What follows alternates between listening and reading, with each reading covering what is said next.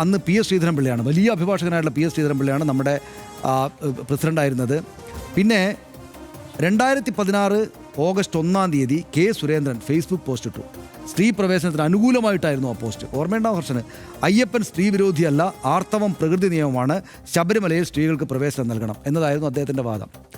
രാഹുൽ ഗാന്ധി വിധി വന്ന ഉടനെ വിധിയെ അനുകൂലിച്ചുകൊണ്ട് പോസ്റ്റ് ഇട്ടു. ഓർമ്മയുണ്ടാവുമല്ലോ, എല്ലാവർക്കും ഓർമ്മയുണ്ട്, നമുക്കങ്ങനെ അത് ഒരുപാട് പ്രായാത്തതുകൊണ്ടാണ്. അപ്പോൾ ഞാൻ പറഞ്ഞു, ഇങ്ങനെ ആളുകളെല്ലാം അനുകൂലിച്ചൊരു കാര്യമാണ്. പക്ഷേ അന്നും CPM ഇക്കാര്യത്തിൽ അന്നും ഇന്നും ഈ നിലപാട് തന്നെയാണ് ഉണ്ടായിരുന്നത്. അതായത് ഇവർക്കെല്ലാവർക്കും, എല്ലാ രാഷ്ട്രീയ പാർട്ടികൾക്കും എന്ന പോലെ CPM സ്ത്രീകൾക്ക് പ്രവേശനമാകാം എന്ന നിലപാടായിരുന്നു ഉണ്ടായിരുന്നത്. പക്ഷേ അതിനകത്ത് ഒരു കാര്യമുള്ളത്, ഇന്നിപ്പോൾ പി രാജീവ് കാര്യം പ്രത്യേകമായിട്ട് പറയുന്നത് ഞാൻ ശ്രദ്ധിച്ചു.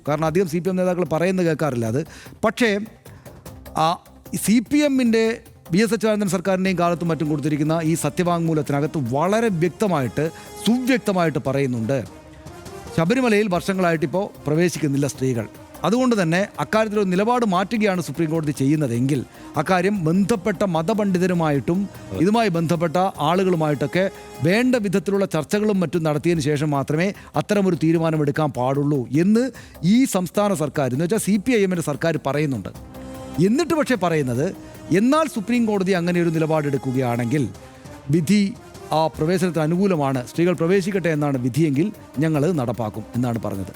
അതുപോലെ തന്നെ 5 അംഗ ബെഞ്ച് പതിറ്റാണ്ടുകളോളം നീണ്ട നിയമപ്രക്രിയയ്ക്ക് ശേഷം 5 അംഗ ബെഞ്ചിലെ 4 പേർ ചേർന്ന് ഭൂരിപക്ഷ വിധി എഴുതി. ഈ വിധിയടക്കം ഞങ്ങളന്ന് പഠിച്ചത്, ഞാൻ പഠിച്ച എൻ്റെ ലാപ്ടോപ്പിൽ ഇപ്പോഴും കിടക്കുന്നുണ്ട്. അത് പല ആളുകൾ കൃത്യമായിട്ട് അതിൻ്റെ സ്നിപ്പെറ്റ്സ് എഴുതി അയച്ചത് സമാഹരിച്ചിട്ട് ആ വിധിയുടെ പ്രിൻ്റ് ഔട്ട് എടുത്തിട്ട് പല ഇത് വന്ന് നമ്മൾ എഴുതി വെച്ചത് ആ കാലത്ത് ചർച്ചകൾക്ക് വേണ്ടി എഴുതി വെച്ച എൻ്റെ കയ്യിലുണ്ട്. അതിനകത്ത് വായിച്ചു കഴിഞ്ഞാൽ നമുക്കതിനെ നിഷേധിക്കാൻ പറ്റില്ല. അത്രമാത്രം സുഘടിതമായിട്ടാണ് ആ 4 പേര് വിധി എഴുതിയിരിക്കുന്നത്. അപ്പോൾ ആ വിധി വന്നു.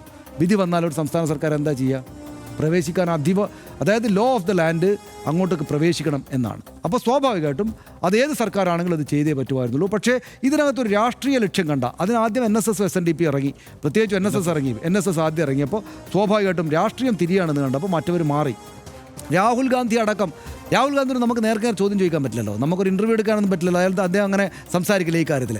നിങ്ങൾ അന്ന് പറഞ്ഞിരുന്നല്ലോ നിങ്ങളുടെ നിലപാട് എന്താണെന്ന് ഇപ്പോൾ ചോദിച്ചാൽ അദ്ദേഹം മാറുമായിരിക്കും. അപ്പോൾ അദ്ദേഹത്തിൻ്റെ കൂടെയുള്ള ആളുകൾ, ഇപ്പം ഇടതുപക്ഷത്ത് നിന്ന് പോയുള്ള CP ജോൺ, KK രമ തുടങ്ങിയ ആളുകൾ, പഴയ കമ്മ്യൂണിസ്റ്റുകളായിട്ടുള്ള ആളുകൾ പോലും എന്താ ചെയ്യുന്നത് ഈ കാര്യത്തിൽ? ഇങ്ങനെയല്ലേ പറയുന്നത്. അപ്പോൾ NK പ്രേമേന്ദ്രൻ, അങ്ങനെ കുറേ ആളുകൾ. അപ്പോൾ ഞാൻ പറയുന്നത് ഇത് സംഗതി മാറിക്കഴിഞ്ഞു. പക്ഷേ ഇപ്പോഴും ഞാൻ ഇവിടെ നിന്ന് സംസാരിക്കുമ്പോൾ ഹർഷ, എനിക്കിക്കാര്യത്തിൽ നല്ല മതിപ്പും ബഹുമാനമുള്ള നിലപാട് CPIMൻ്റേതാണ്. എനിക്കത് പറയാൻ യാതൊരു മടിയില്ല.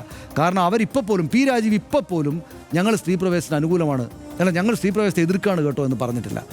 അതായത് അങ്ങനെയാണ് അദ്ദേഹത്തിന് ആ നിലപാട് പറഞ്ഞു. ഇപ്പം ഇൻസ്റ്റൻ്റായിട്ട് പറയാം എന്നാണ് സതീശൻ പറഞ്ഞ് ഇൻസ്റ്റൻ്റായിട്ട് പറയാമല്ലോ, ഞങ്ങൾ പറയുന്നുണ്ടല്ലോ പ്രവേശിക്കാൻ പറ്റില്ല എന്ന്. പക്ഷേ CPIM അവരുടെ നിലപാട് മാറ്റുന്നില്ല.